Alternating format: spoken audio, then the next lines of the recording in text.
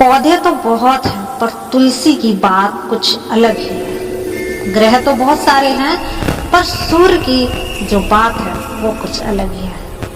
प्रिय भक्तों, आज हम आपको सुनाने वाले हैं तुलसी क्यों खास है और इनका कैसे प्राकट्य हुआ और किससे इनकी शादी हुई, इसी की कथा आज हम सुनाते हैं। अगर आप भी तुलसी का विवाह जो है 2 तारीख को करना चाहते हैं तो आपको यह कहानी अवश्य ही सुननी चाहिए। और कैसे इनका प्राकट्य हुआ, तो चलिए वीडियो करते हैं शुरू। एक बार की बात है, शिव ने अपने तेज को समुद्र में फेंक दिया था।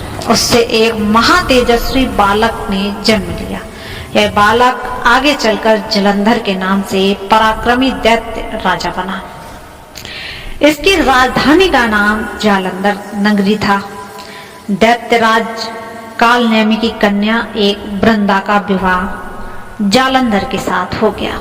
जालंधर अब महाराक्षस हो गया था। अपनी सत्ता के मद में चूर अपनी माता लक्ष्मी को पाने की कामना में युद्ध किया, परंतु समुद्र से ही उत्पन्न होने के कारण माता लक्ष्मी ने उसे अपने भाई के रूप में स्वीकार किया, क्योंकि वो भी समुद्र से ही उत्पन्न है, समुद्र मंथन में। और जो शिव ने अपना तेज फेंका था वो भी समुद्र से ही उत्पन्न था, जालंधर।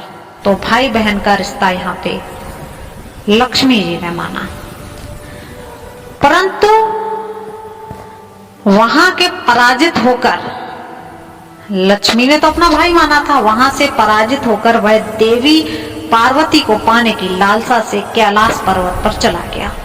ये तो बहन है, तो वो पार्वती देवी के पीछे पड़ गया। तो भगवान देवाधिदेव शिव का ही रूप धरकर माता पार्वती के समीप गया, परंतु मां ने अपने योग और बल से उसे पहचान लिया। वहां से अंतर्ध्यान हो गई और देवी पार्वती ने क्रोध में आकर सारा वृतांत भगवान विष्णु को सुना दिया। जालंधर की पत्नी वृंदा अत्यंत पतिव्रता स्त्री थी। उसी के पतिव्रत धर्म की शक्ति से जालंधर ना तो मारा जाता था और ना ही वो पराजित होता था, क्योंकि उसकी जो स्त्री थी जिससे उसने शादी की थी वो बड़ी ही पवित्र थी। इसलिए जालंधर का नाश करने के लिए वृंदा के पतिव्रत धर्म को भंग करना बहुत ही आवश्यक हो गया था। इसी कारण भगवान विष्णु ऋषि का वेश धारण कर वन में पहुंच जाते हैं, जहां वृंदा अकेली घूम रही रहती है। भगवान के साथ 2 मायावी राक्षस भी थे, जिन्हें देखकर वृंदा बहुत डर गई। ऋषि ने वृंदा को सामने पल में दोनों को भस्म कर दिया। उनकी शक्ति देखकर वृंदा ने कैलाश पर्वत पर महादेव के साथ युद्ध कर रहे अपने पति जालंधर के बारे में पूछा। ऋषि ने अपने माया जाल से 2 बानर प्रकट किए। एक बानर के हाथ में जालंधर का सिर था तो दूसरे के हाथ में धड़। अपने पति की यह दशा देखकर वृंदा मूर्छित होकर गिर पड़ी। होश में आने पर उन्होंने ऋषि रूपी भगवान से विनती की कि वह उसके पति को जीवित कर दें। भगवान ने अपनी माया से पुनः जालंधर का सिर धड़ से जोड़ दिया, परंतु स्वयं भी वह उसी शरीर में प्रवेश कर गए।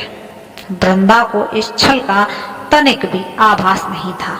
जालंधर बने भगवान के पास वृंदा पतिव्रता का व्यवहार करने लगी, जिससे उसका सतीत्व भंग हो गया। ऐसा होते ही वृंदा का पति जालंधर युद्ध में हार गया।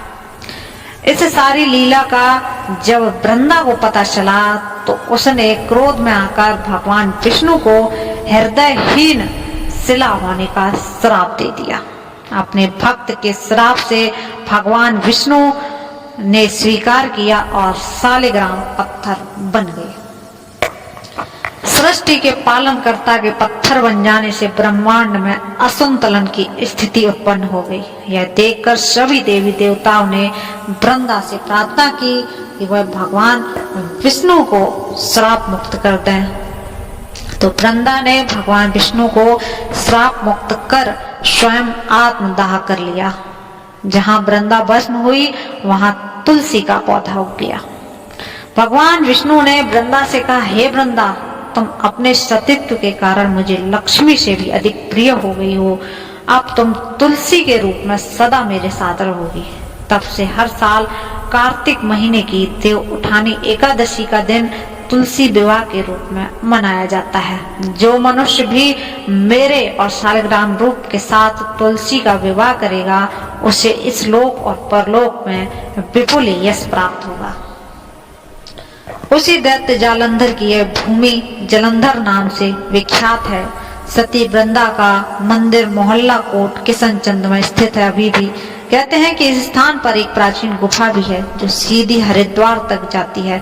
सच्चे मन से 40 दिन तक सती वृंदा देवी के मंदिर में पूजा करने से सभी मनोरथ पूर्ण होते हैं। जिस घर में तुलसी होती है वहां के यम के दूत भी असमय नहीं आ सकते। मृत्यु के समय जिसके प्राण मंजरी रहित तुलसी और गंगा जल मुख में रखकर निकल जाते हैं वह पापों से मुक्त होकर वैकुंठ धाम को प्राप्त होता है। जो मनुष्य तुलसी व आंवले की छाया में अपने पितरों का श्राद्ध करता है उनके पितर मोक्ष को भी प्राप्त होते हैं।